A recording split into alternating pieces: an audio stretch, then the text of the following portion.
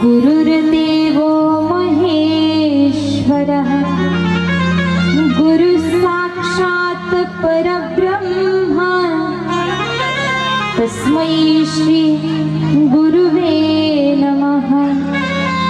लोकाभिरामं रणरङ्गधीरं राजीवनेत्रं रघुवंशनाथं कारुण्यरूपं करुणाकरन्तं श्रीरामचन्द्रं शरणं प्रपद्ये।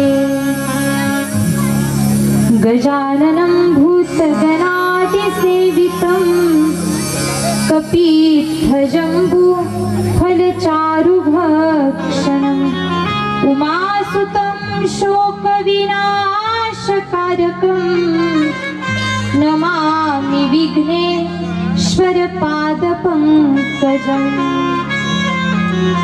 बोला दत्तात्रेय महाराज की जय। परम मंगलमय जीवाचं परम कल्याण करणारे प्रत्येक भक्ताला प्रत्येक उपासकाला आपण सर्व दत्त उपासकांना भक्ती सुखामध्ये नाहू घालणारी भक्तीचा आनंदाचा अनुभव प्राप्त करून देणारी सुंदर अशी महाफलदायी अगदी प्रत्येकाचं मन अंतःकरण जिंकून घेणारी प्रत्येकाच्या मनावरती राज्य गाजवणारी उत्कृष्ट अशी ही संगीतमय दत्त कथा। प्रथमतः या कथा मंडपामध्ये प्रत्येक दत्त भक्ताचं स्वागत। दत्त महाराजांच्या चरणी मी प्रथमतः प्रणिपात करते। माझे गुरुवर्य साध्वी सोनाली दिदी करपे गुरुवर्यांच्या चरणी नतमस्तक होते। भगवान भोलेनाथांच्या चरणी वंदन करते। प्रभू रामचंद्रांच्या चरणी वंदन करते। हनुमंतरायांच्या चरणी वंदन करते। आणि लगेचच आपण कथा भागाकडे वळूयात। पहा, आजची कथा अगदी आज सुंदर असा प्रसंग आपण या ठिकाणी श्रवण, तीच पद्धत आपण या ठिकाणी वापरतोय। गेल्या 3 दिवसापासून आपण तुम्ही या ठिकाणी पाहत असाल जी कथा आपण काल श्रवण केली आहे त्याच्यावरती थोडासा एक प्रकारे दृष्टिक्षेप टाकून पुढे जातोय। आणि मी तुम्हाला आज प्रश्न करणार आहे।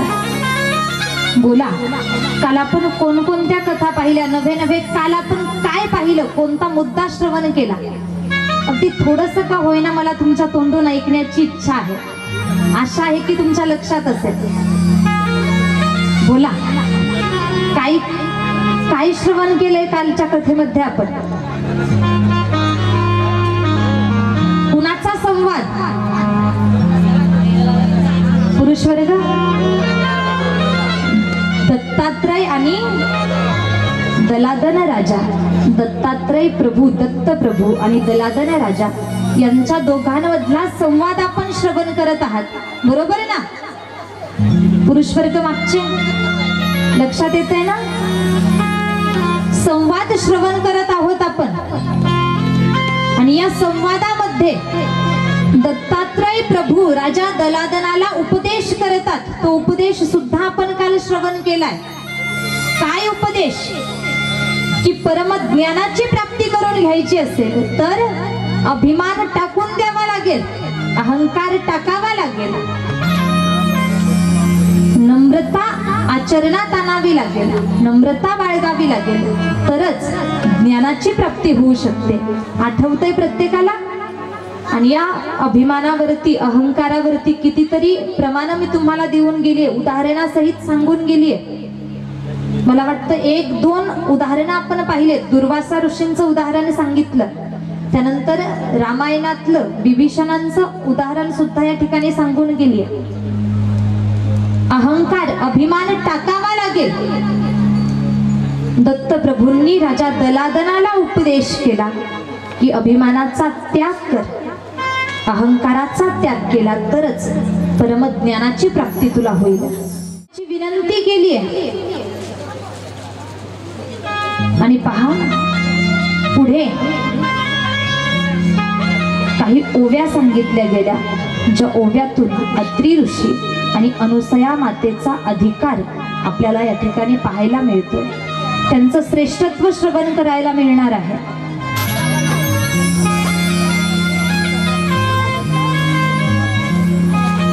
प्रभू सकळा वरिष्ठ अत्रि मुनी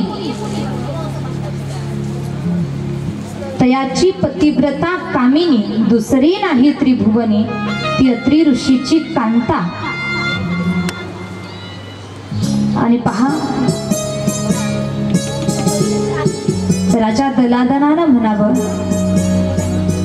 प्रभू अनुसया मातेबद्दल जे आम्ही ऐकलंय, अत्रि ऋषींची पत्नी ती अनुसया आहे।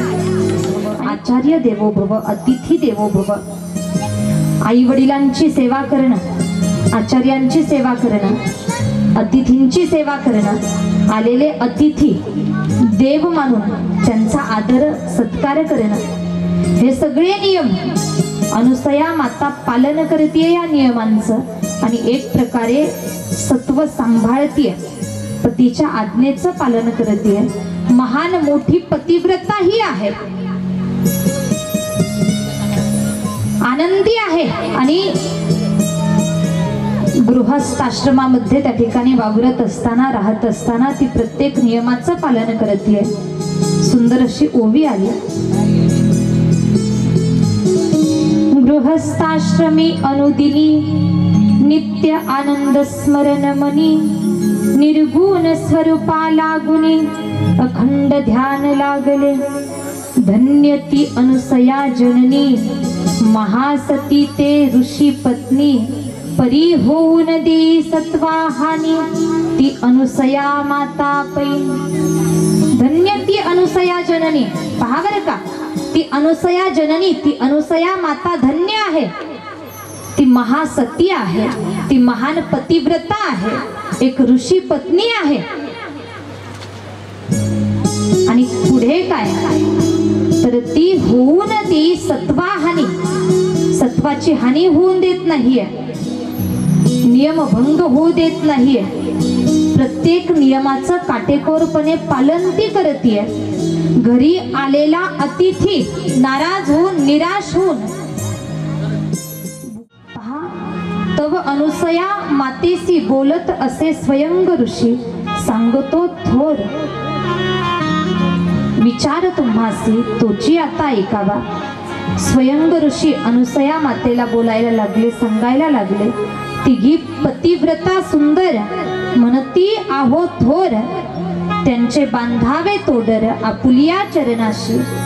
पहा पूर्वी 3 पतिव्रता मानल्या जायच्या, नव्हे 3 पतिव्रतांची सर्वत्र ख्याती पसरलेली। पहिली पतिव्रता ब्रह्माजींची पत्नी सावित्री, कुठे कुठे ब्रह्मानी म्हणून सुद्धा उल्लेख आलेला आहे, पहा ब्रह्माजींची पत्नी सावित्री। त्यानंतर दुसरी आहे भगवान विष्णूंची पत्नी लक्ष्मी, तिसरी आहे भोलेनाथांची पत्नी पार्वती। या 3 पूर्वी या तिघींना मोठ्या महान पतिव्रता म्हटलं जायचं, महान पतिव्रता आहेत, श्रेष्ठ पतिव्रता आहेत। सर्वत्र त्रैलोक्यामध्ये या तिघींची ख्याती पसरली, कीर्ती पसरली की यांच्यासारखी पतिव्रता दुसरी कोणी नाहीये। सर्वत्र या तिघींच्या पतिव्रता धर्माची एक प्रकारे स्तुती केल्या जाते आणि यांना याचाच अभिमान व्हावा, यांना अहंकार झाला की अरे आमच्या सारख्या श्रेष्ठ पतिव्रता या त्रैलोक्यामध्ये दुसऱ्या कोणी नाहीयेत। या तिघीच श्रेष्ठ पतिव्रता स्त्रिया आहेत, यांच्यासारखी श्रेष्ठ चौथी कोणी नाहीये। अभिमान झाला, अहंकार झाला आणि म्हणून एका वेळेला त्या ठिकाणी पहा सांगितलं गेलं की एक ऋषी तव अनुसया मातेसी बोलत असे स्वयं ऋषी सांगतो विचार तुम्हासी तोची आता ऐकावा। तिघी पतिव्रता सुंदर म्हणती आहो थोर त्यांचे बांधावे तोडर आपुल्या चरणाशी। अनुसया माता तुम्ही यांच्याही पेक्षा श्रेष्ठ आहात। या तिघींना जो अहंकार झालेला आहे की आम्हीच श्रेष्ठ आहोत, आमच्यासारखी श्रेष्ठ पतिव्रता ती चौथी कोणी नाहीये, तर तुम्ही यांच्या या अहंकाराचा नाश करा। एक प्रकारे पाहिलं तर या तुमच्या चरणांची एक प्रकारे धूळ आहेत, तुमच्यापेक्षा श्रेष्ठ नाहीयेत तरी सुद्धा स्वतःला श्रेष्ठ मानून घेतात। तुम्ही त्यांचा अहंकार दूर करा।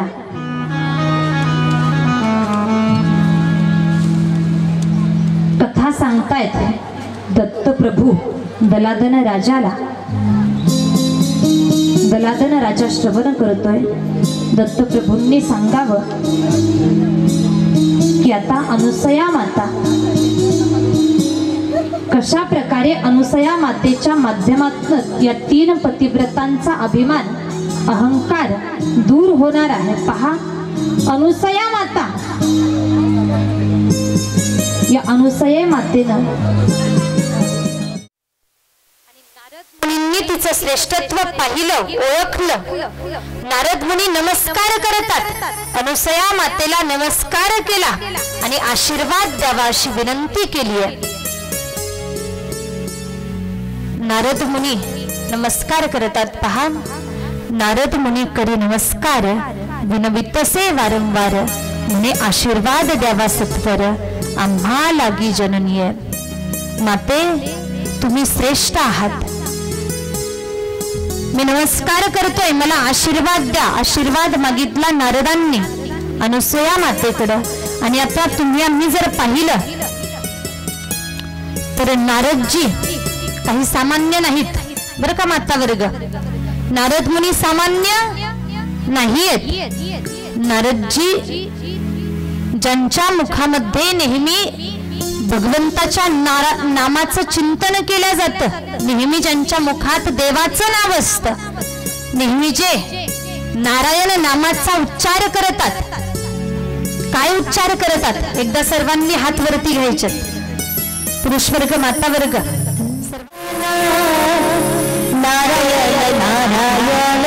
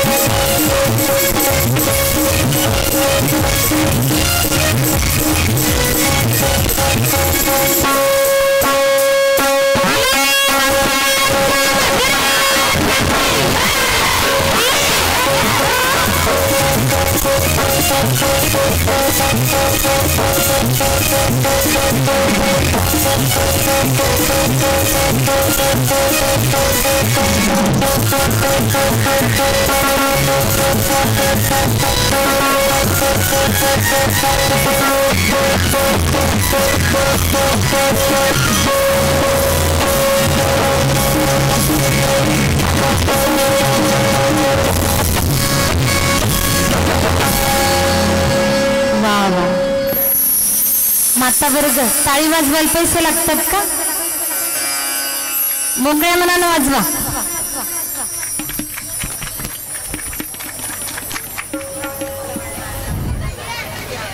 पहा नारदजी माहिती आहेत सर्वांना. इकडं पुरुष वर्ग नारद मुनी माहिती आहेत का? माता वर्ग आवाजच येत नाहीये तुमचा मला. कोणी कोणी पाहिलेत वरवट करा बरं.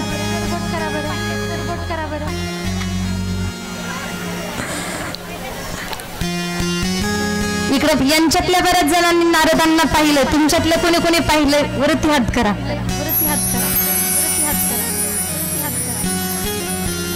तुम्ही म्हणाल दीदी आम्ही पाहिलं नाही, नारदांना पाहिलं नाही, पण कानांनी अनेकदा ऐकलंय. बरोबर आहे ना? कानांनी अनेकदा श्रवण केलंय त्यांना. हे नारद मुनी काय करतात? नेहमी नारायण नामाचा उच्चार करतात. नारायण नारायण नारायण नामाचा उच्चार त्यांचा चालू असतो. आणि मायबाप झालं असं की हे नारद मुनी, नारदजी, त्यांचं काम एकच नारायण नामाचा उच्चार करायचा आणि त्रैलोक्यात भ्रमंती करायची. आणि भ्रमंती करत असताना जिथं जाईल तिथं काय करायचं? आग लावायची, जाऊन कळ करायची. पण मायबाप पहा, नारदजी कळ करतात, पण त्या कळीतून समोरच्याचं हितच असतं बरं का, जगाचा फायदाच असतो. नारदजी हे एक साधू आहेत, संत आहेत. आणि साधू संत जगाचं नेहमी हितच करतात. जगाच्या हिताचाच विचार साधू संत करतात. जगाच्या कल्याणा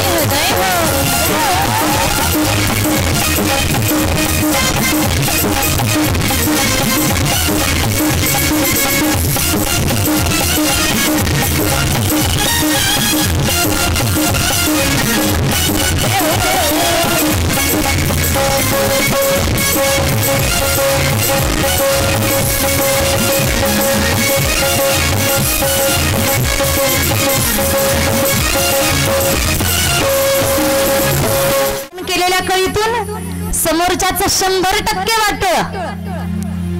नारदांच्या कळीतून समोरच्याचं चांगलंच होणार. नारदजी कळी करतात पण चांगलं होतं. नवे नवे संत साधू असल्या कारणानं, संत असल्या कारणानं त्यांना तुमची आमची प्रत्येकाची तळमळ आहे, कळकळ आहे. उद्धाराची तळमळ साधू संत ही अनुसया माता या तिघींपेक्षाही श्रेष्ठ आहे. आश्चर्यच वाटलं नारदांना. ही सगळ्यापेक्षा श्रेष्ठ केला आणि मला आशीर्वाद द्या अशी विनंती केली. आशीर्वाद द्यावा सत्वर आम्हा लागी जननी. हे जननी, जननी म्हणजे माता, जननी म्हणजे आई. हे जननी माते, मला आशीर्वाद दे. अनुसया मातेला आशीर्वाद मागितला, नमस्कार केला आणि पुढे पहा, अनुसया माता आशीर्वाद देतायत कुणाला? नारद मुनींना. याच्यातून लक्षात येत आहे रे, नारद मुनी सुद्धा ज्यांना नमस्कार करतायत पहा किती श्रेष्ठ त्या अनुसया माता असते. नारद मुनी जे तुमच्या आमच्यासाठी आदर्श आहेत, पूजनीय आहेत, भक्ती कशी करावी म्हणून नारदांकडे पाहिलं जातं. भक्ती मध्ये किती सातत्य असावं, नामस्मरणामध्ये किती सातत्य असावं, हे जर बघायचं असेल, शिकायचं असेल तर नारदांचा आदर्श तुम्ही आम्ही घ्यावा.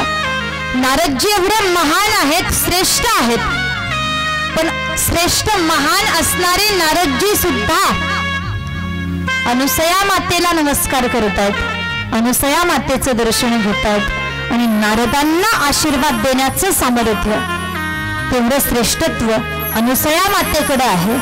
अनुसया मातेनं नारदांना आशीर्वाद दिलाय. काय म्हणतायत अनुसया माता पहा. पुरवील नारायण मनोरथ होईल पूर्ण, तुझा जाण ऋषीश्वरा. तू ज्याचं ज्याचं चिंतन करशील, नारदांना आशीर्वाद देतायत अनुसया माता, तू ज्याचं ज्याचं चिंतन करशील ते ते पुरवील नारायण. नारायण भगवान विष्णू तुला ते ते पुरवील, तुझे सर्व मनोरथ होईल पूर्ण, तुझे पूर्ण मनोरथ पूर्ण होतील. हा आशीर्वाद अनुसया माता देत आहेत. आणि मग नारदांनी त्या ठिकाणी आशीर्वाद घेतला, अनुसया मातेने आशीर्वाद दिला आहे. अनुसया मातेची आज्ञा घेऊन लगेच नारद मुनी त्या ठिकाणावरून निघाले. नारदजी निघाले आणि अगोदर नारायण नामाचा उच्चार करायचे, सारखे डोळ्यासमोर भगवान विष्णू असायचे. पण आता मात्र नारदजी अनुसया मातेची आज्ञा घेऊन जसे निघाले, नारदांच्या मुखामध्ये एकच नाव, फक्त अनुसया माता.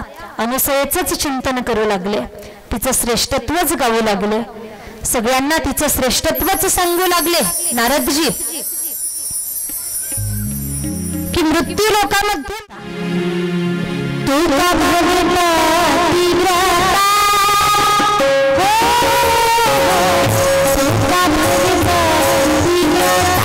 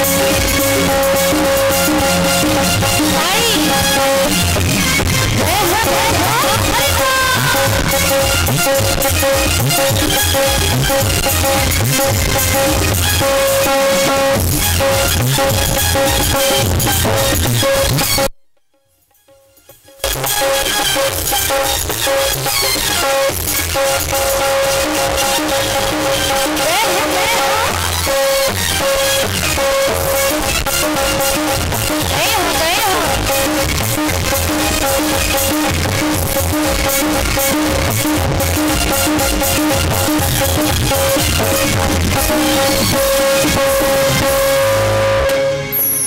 तुका म्हणे पतिव्रता तिची देवावरी सत्ता.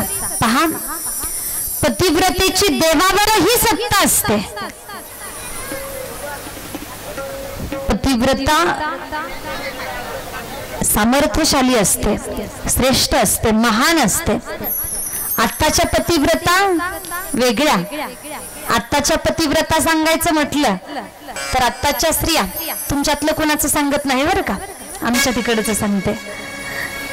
आत्ताच्या पतिव्रता स्वतःला पतिव्रता म्हणून घेतात. पतिव्रता स्त्री म्हणजेच काय, पहा, जे पतीला चालत नाही ते पत्नीने सुद्धा त्याचा त्याग करून द्यायचा. पत्नी धर्म, पतिव्रतेचा धर्म. जे पतीला चालत नाही त्याचा पत्नीनेही त्याग करून द्यायचा. आत्ताच्या पतिव्रता समजा जर जेवायला बसल्या, एक ताट पतीला वाढलेला आहे आणि एक ताट पत्नी समोर आहे. सुंदर असा स्वयंपाक आहे आणि त्याच्यात काहीतरी गोड पदार्थ म्हणून गुलाबजाम एका वाटीमध्ये आहेत आणि योगायोगानं पतीला शुगर झालेली. पतीला काही गुलाबजाम खायचा नाही, शुगर झालेली आहे. मग ती पतिव्रता काय करते, म्हणते थांबा, तुम्हाला खायचं नाही ना, ती वाटी उचलून तशीच माझ्या ताटात मांडा. बरोबर आहे ना. आताच्या पतिव्रता हे अशा, तुम्हाला चालत नाही ना, मग द्या माझ्याकडे, आला माईबाप विनोदाचा भाग सोडून द्या. अनुसया माता अशी पतिव्रता नव्हती. अनुसया माता पतीनं जी आज्ञा केली आहे, आज्ञेचं काटेकोरपणे पालन करणारी, पतीच्या शब्दाबाहेर न जाणारी. पती हा परमेश्वर आहे या न्यायानं जीवन जगणारे. पतीच माझे भगवान आहेत, माझा परमेश्वर आहे म्हणून पतीची सेवा करणारी स्त्री आहे. महासती आहे. मृत्यूलोकात राहून तिने मोठं सामर्थ्य प्राप्त केलंय आणि तिचा पती धन्य आहे, ज्याला अनुसयेसारखी पतिव्रता स्त्री पत्नी म्हणून मिळाली. सुंदर अशी एक ओवी आली, ते सती निराभिमानी या जगामध्ये राहून धन्य तियेचा असे धने तो अत्री ऋषीश्वर. पहा, ती अनुसया ती महान पतिव्रता आहे, ती धन्य आहे. तिला धन्य तर नारदजी म्हणतच आहेत, पण अनुसयेचा पती अत्री तो सुद्धा धन्य आहे, नव्हे नव्हे भाग्यवान आहे, महाभाग्यवान आहे, ज्याला अनुसयेसारखी महान पतिव्रता स्त्री पत्नी मिळाली आणि अनुसयेचं गुणगान गाऊ लागले. पहा, अनुसया ती अशी महान स्त्री आहे जिची कीर्ती त्रैलोक्यामध्ये पसरत आहे. 4 वेद जिचं गुणगान करतात, 6 शास्त्र जिचं महिमान गातात, शास्त्र पुराण जिला धन्यता देतात. पहा, त्रैलोक्या माझी जिची कीर्ती, वाणी वेद श्रुती वर्णिती, शास्त्रे पुराणे गरजती, धन्य ते महासती जाणा. जिची धन्यता फक्त तुम्ही आम्ही गातो नवल नाही, अनेको शास्त्र तिचं गुणगान गातात. अनेको वेदांमध्ये या अनुसये मातेचा उल्लेख येतो, अनेको साधू संत या मातेचं गुणगान गातात. अशी ही महान पतिव्रता स्त्री आहे, महान पतिव्रता आहे. अरे आपल्यापेक्षाही श्रेष्ठ नारदजी म्हणतायत ही अनुसया आहे. त्रैलोक्यात हिच्यासारखी श्रेष्ठ स्त्री दुसरी कोणती नाहीये. मग आम्ही हिच्या समोर कमी ठरलो, हा आमचा अपमान आहे. सावित्रीला हे सहन झालं नाही, सावित्रीला हे अयोग्य वाटलं किंवा हा तिचा अपमान वाटला आणि असं व्हायला नको होतं वाटलं. आणि नारदाचे शब्द ऐकून तव सावित्री खळवळली म्हणी, त्रैलोक्य आम्हा वाचुनी नाही कोणीच श्रेष्ठ पै. नारदांना बोलू लागली, खळवळली ती सावित्री, ब्रह्मदेवांची पत्नी नारदांचे शब्द ऐकले आणि राग आला, क्रोध आला. अरे या त्रैलोक्यात आम्हा वाचुनी श्रेष्ठ पतिव्रता स्त्री दुसरी कोणती नाहीये, श्रेष्ठ स्त्री दुसरी कोणती नाहीये, आम्हीच श्रेष्ठ आहोत. आम्ही श्रेष्ठ आहोत. कोण? सावित्री, लक्ष्मी आणि पार्वती. आमच्या व्यतिरिक्त श्रेष्ठ स्त्री त्या त्रिभुवनात नाहीये. थोडासा आवाज मला रिटर्न द्या, थोडासा मोठा आवाज करा, मोकळा आवाज पाहिजे. पहा, सावित्रीला राग आला. अनुसूये मातेचं गुणगान नारदजी करत होते. सावित्रीला राग आला आणि आता सावित्री नारदांनाच विनंती करू लागली, नारदजी सांगा त्या अनुसयेचं सत्व हरण होईल आणि आम्ही पतिव्रता आहोत हे सिद्ध होईल. असं काहीतरी करावं लागेल. पण काय करावं? काहीतरी उपाय सांगा, उपाय सांगा म्हटली. सावित्री नारदांना बोलू लागली. सावित्री बोले, नारदासी एवढा उपाय सांगा आम्हासी, पतिव्रत्य भंग केला जाईल, तिचं सत्व हरण होईल. असा काहीतरी नियम सांगा, असा काहीतरी उपाय सांगा. आणि नारदांना विचारलं होतं, सावित्रीनं विचारलंय, उत्तर द्यावं लागणार. नारदजीनं सांगितलं, तू तुझ्या पतीच्याच माध्यमातून त्या अनुसयेचं सत्व हरण करू शकशील, किंवा तुझा पती ब्रह्मदेवांनाच एक प्रकारे माध्यम निवड, त्यांनाच विनंती कर की अनुसयेचं सत्व हरण करा. या ठिकाणी नारदांनी पहा कळ केली, आग लावली की तुझ्यापेक्षाही श्रेष्ठ पतिव्रता स्त्री अनुसया आहे. सावित्री समोर जाऊन अनुसयेचं गुणगान गायलं. सावित्रीला राग आला आणि तिथून निघून गेले. तू ब्रह्माजींनाच विनंती कर म्हटले. आता माझं काम झालं, मी निघतो. निघाले नारदजी. नारदजी निघाले आणि यानंतर वैकुंठात आले. वैकुंठात आल्यानंतर काय घडतंय हे सुद्धा आपल्याला श्रवण करायचंय. तत्पूर्वी एकदा सुंदर असं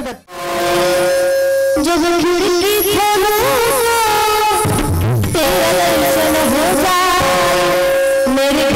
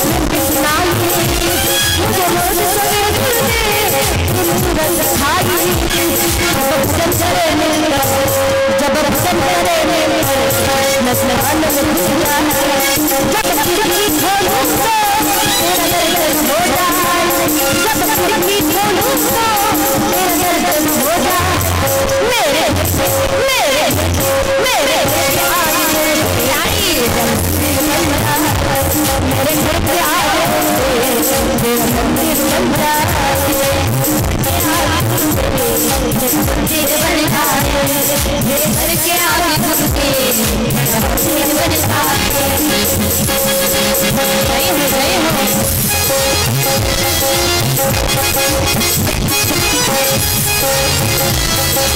जय हो जय हो।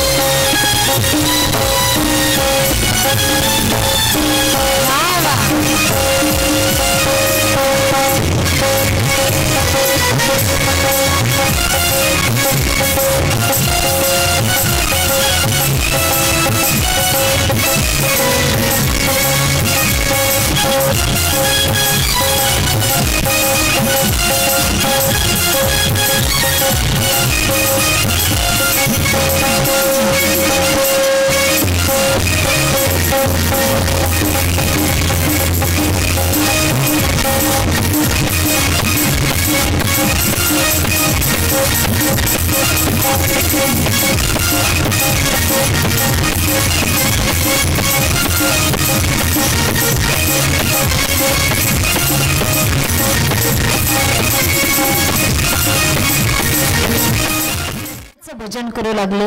मुखात अनुसया मातेचे नाव होतं आणि माईबाप हे ऐकलं लक्ष्मी मातेनं। लक्ष्मी माता सुद्धा आश्चर्यचकित झाली, अरे हे नारदजी नेहमी नारायणाचं भजन करतात आणि आज हे कुणाचं भजन करत आहेत? हे कुठे गेलते, कुठून आलेत? लक्ष्मी मातेनं त्या ठिकाणी नारदांची चौकशी केली। लक्ष्मी मातेनं म्हणावं, मुनी वैकुंठासी पावे, सांगे लक्ष्मीसी नीती तत्वे। लक्ष्मी बोले सद्भावे, आज कोठूनी आले ऋषी। सद्भावानं अगदी लक्ष्मी मातेनं एक प्रकारे नारदांचं स्वागत केलं, आदरात इतके केलं, अगदी सद्भावनेनं बोलू लागले। मुनिवर्य, कुठून आलात तुम्ही? कुठे गेला होतात? आज कस काय येणं केलं? बोलायला सुरुवात झाली। लक्ष्मी माता बोलतीये, प्रश्न करतीये।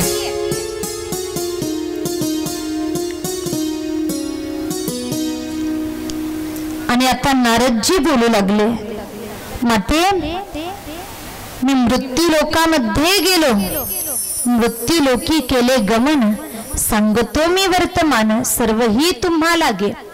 मी मृत्यू लोकामध्ये गेलो होतो आणि तिथं काय आश्चर्य घडलं तुम्हाला सांगतो माते. इथं सुद्धा आग लावायची, इथं सुद्धा कळ करायची. पहा, मृत्यू लोकात गेलो होतो तिथं काय घडलं ते तुला सुद्धा सांगतो माते. आणि नारदजी सांगायला लागले, एक आश्चर्य थोर जाण, ते मी सांगतो तुम्हा लागून, ऐकावे एकाग्र मन करून, ते हृदयी विचारावे.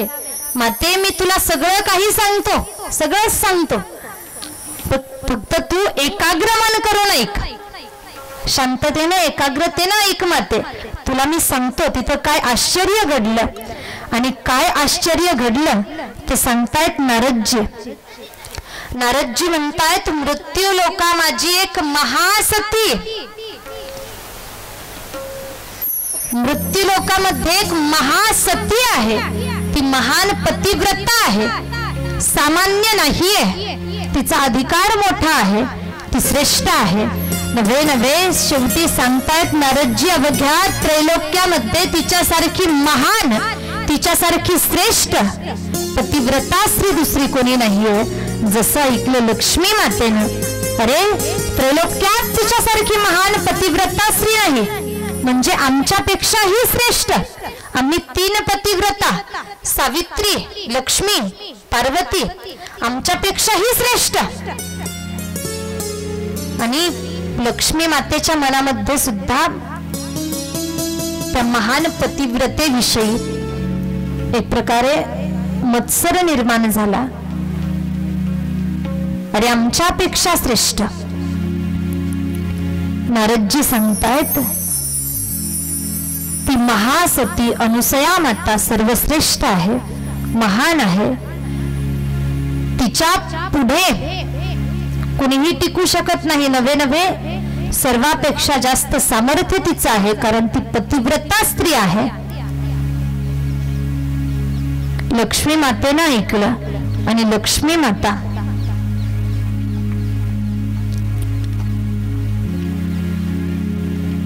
नाराज होऊ लागली, उदास झाली. अरे आम्ही श्रेष्ठ पतिव्रता. आणि एक प्रकारे जो अभिमान होता लक्ष्मी, सावित्री आणि पार्वती यांना की आमच्यासारखी श्रेष्ठ पतिव्रता स्त्री आहे, आणि तोच अभिमान या ठिकाणी हे सगळं घडण्याला अनुसयेचं चांगलं ऐकल्यानंतर असूच शकत नाही. मी तिचं सत्व पाहणार, तिची परीक्षा घ्यायला लावणार, परीक्षा घ्यायला लावणार म्हटले.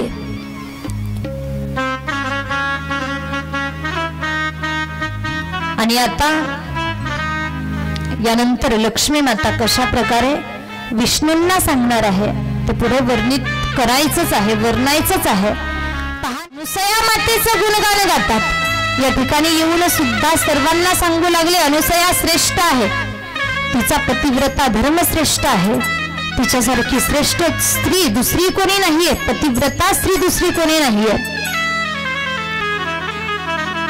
पार्वती मातेनं मात्र नारदांना लांबूनच पाहिलं. आणि आता पहा नारदजी समोर, लक्ष द्या माता वर्ग. नारदजी हे पार्वती मातेचे गुरु आहेत. नारदजीनं लांबूनच पाहिलं की अरे माझे गुरुजी आलेत. पार्वती माता आणि भगवान भोलेनाथांचा विवाह हा नारदांच्याच मध्यस्थीनं पार पडला होता. विवाहा अगोदर नारदांनी पार्वती मातेचं भविष्य सुद्धा सांगितलेलं होतं की पार्वती तुला भोलेनाथ पती म्हणून मिळणार आहेत.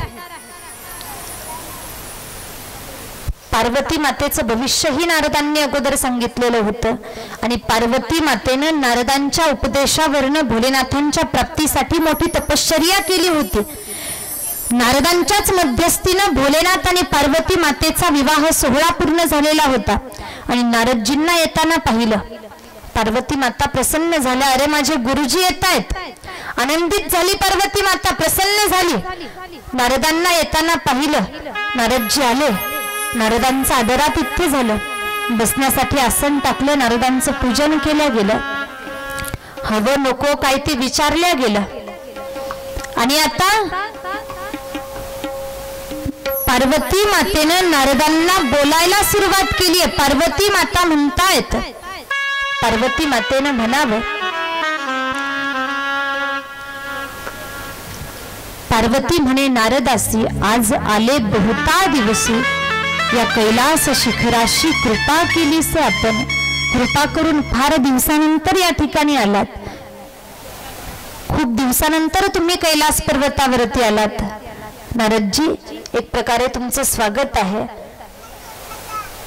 पार्वती माता आनंदी होती, प्रसन्न होती. आपले गुरुजी आलेत आणि नारदजींना प्रश्न केला पार्वती मातेनं, बोला, तुम्ही आजपर्यंत कुठे होतात, कुठे गेलात, कुठे कुठे भ्रमंती केली आहे आणि आता तुम्ही कुठून आलायत, सांगा मला. आणि नारदजी, गुरुजी, तुम्ही आज वेगळंच काहीतरी गुणगान गाताय. नेमकं कोणाचं गुणगान गाताय, कुठून आलात तुम्ही? आणि याही ठिकाणी नारदांनी अगदी कौतुकानं बोलायला सुरुवात केली. अनुसया मातेचं कौतुक करू लागले. नारदजी पुन्हा म्हणतायत, मृत्यूलोकी सती ते अनुसया, तिने तोडर बांधिले पाया, इतुका शब्द ऐकूनिया दुःखित झाली अंतकरणे. अनुसयाला म्हटलं जाते, क्रोधात आली, रागात आली आणि असं घडलंच कसं, असं होऊ शकतं कसं, म्हणून रागात येऊन त्या ठिकाणी रुसून बसली. भोलेनाथ तर बाहेर गेले होते आणि भोलेनाथांचं अचानक कैलास पर्वतावरती आगमन झालं.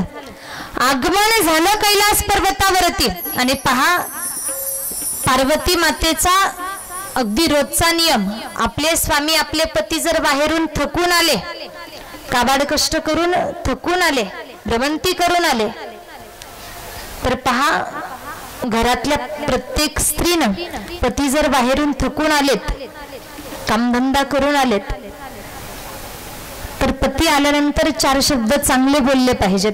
पतीला काय हवं नको विचारलं पाहिजे. तुम्ही थकून आलात का, दमून आलात का, 4 शब्द जर तुम्ही तोंड भरून पतीला बोललात ना, अगदी त्यात पतीचा थकवा त्या 4 शब्दातच काही प्रमाणात निघून जातो. पण आमचं होतं असं उलट होतं. आम्ही काय करतो, माता वर्ग, जेव्हा पती घराच्या बाहेर असतात, कामानिमित्त घराबाहेर असतात, काम करत असतात, तोपर्यंत त्यांच्या पाठीमागे आम्ही आनंदात राहतो.